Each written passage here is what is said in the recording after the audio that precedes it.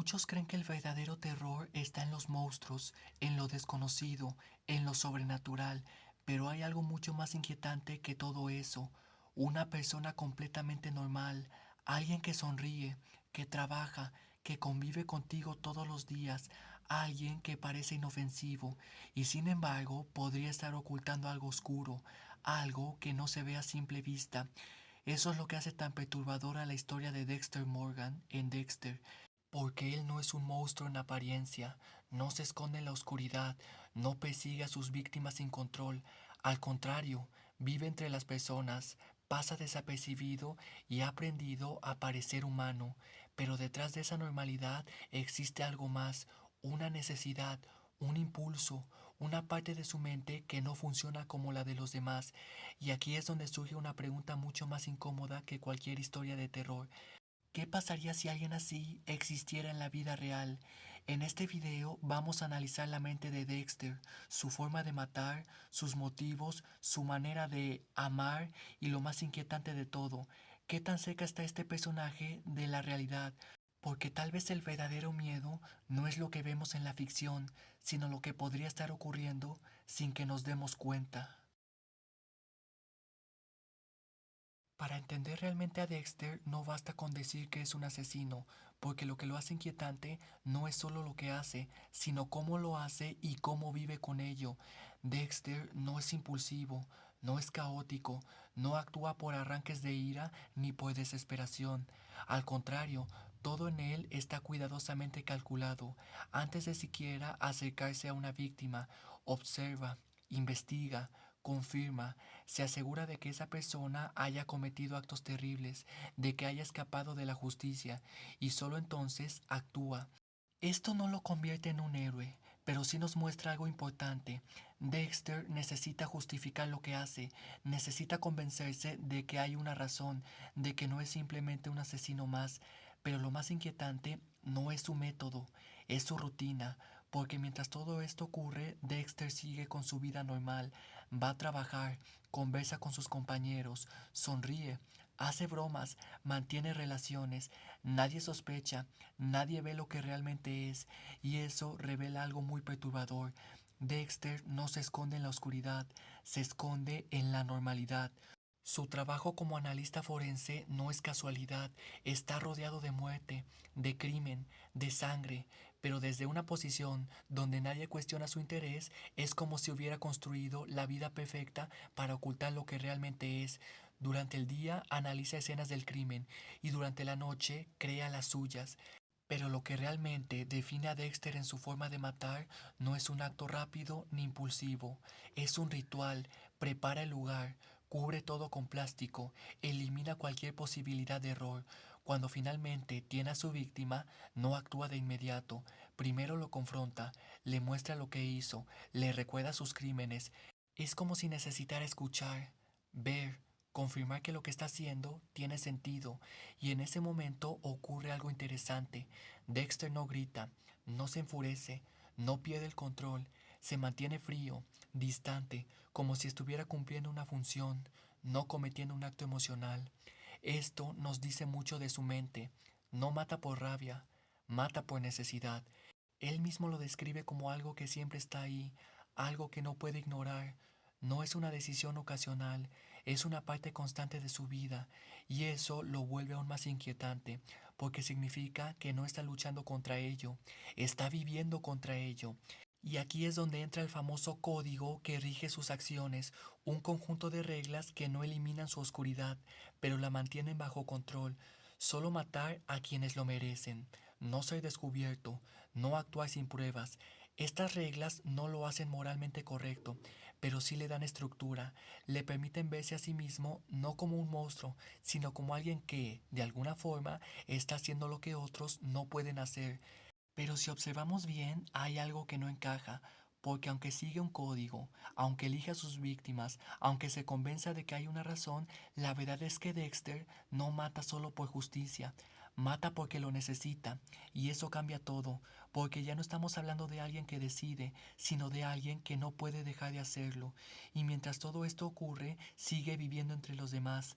Nadie lo ve, Nadie lo sospecha, nadie imagina que detrás de esa vida aparentemente normal existe alguien que ha convertido la muerte en parte de su rutina, y tal vez ahí está lo más perturbador de todo, no en lo que hace, sino en lo bien que ha aprendido a ocultarlo.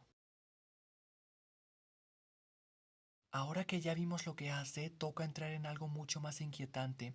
¿Cómo piensa? Porque entender sus acciones no es suficiente. Lo verdaderamente perturbador es entender la lógica interna que lo sostiene. La mente de Dexter no funciona desde la emoción, sino desde la observación. Él no reacciona como los demás, no interpreta el mundo a través de sentimientos intensos, sino a través de patrones, comportamientos y resultados.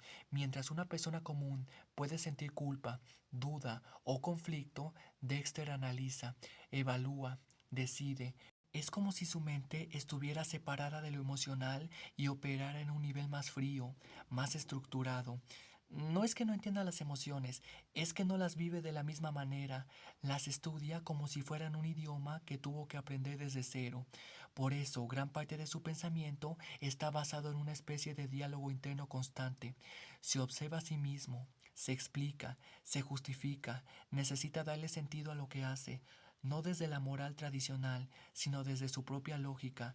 Para él, el mundo no está dividido entre el bien y el mal como la mayoría de las personas lo ve, sino entre orden y caos, y lo que hace, desde su perspectiva, es imponer orden, eliminar aquello que considera una amenaza, no porque sienta justicia en el sentido emocional, sino porque su mente necesita que todo tenga una estructura que pueda comprender.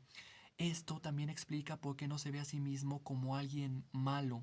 En su mente no está rompiendo las reglas, está siguiendo otras, reglas que aprendió, que adoptó, que le permiten existir sin perder el control.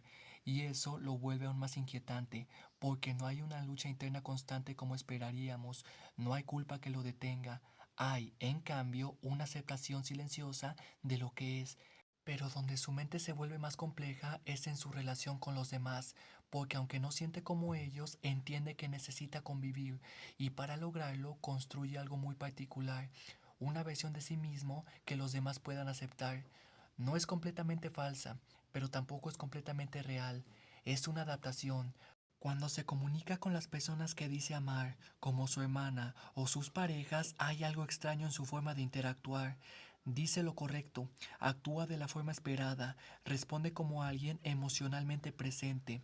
Pero detrás de todo eso hay una distancia. No es una frialdad evidente, no es algo que cualquiera pueda notar fácilmente.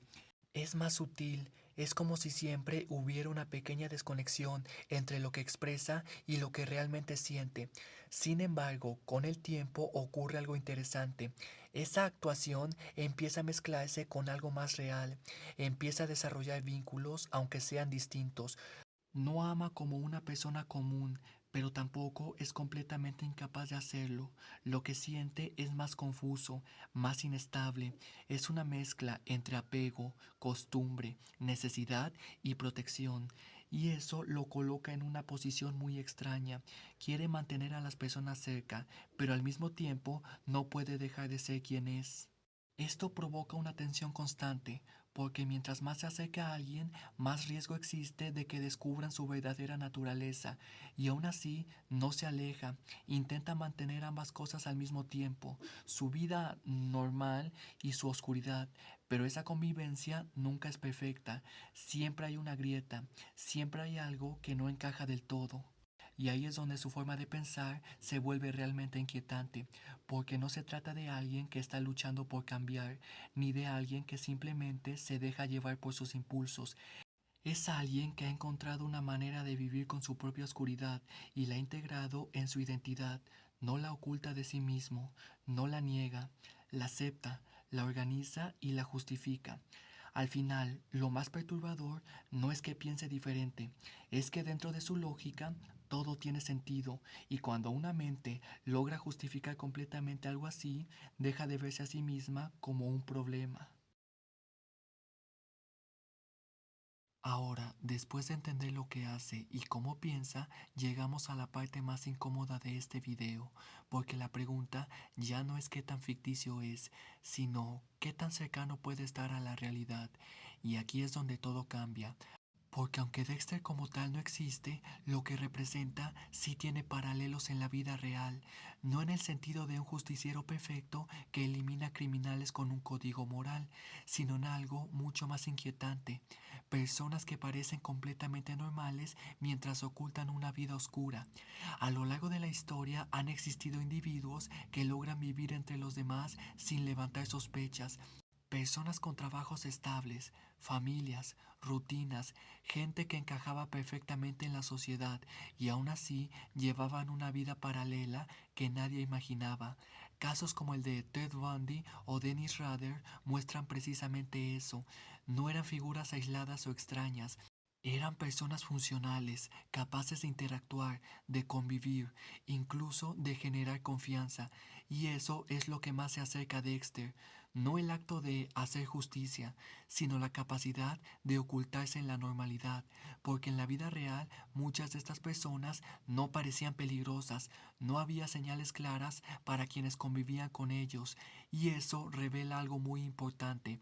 La mente humana puede adaptarse, puede construir máscaras, puede aprender a comportarse de forma socialmente aceptable, incluso cuando hay algo profundamente roto en su interior. Pero aquí también aparece una diferencia clave. A diferencia de Dexter, los asesinos reales no siguen un código moral tan claro. No hay una selección justa de víctimas, no hay una lógica ética que los guíe de forma consciente. Muchas veces sus actos están impulsados por deseos, impulsos, distorsiones o necesidades que no tienen nada que ver con la justicia.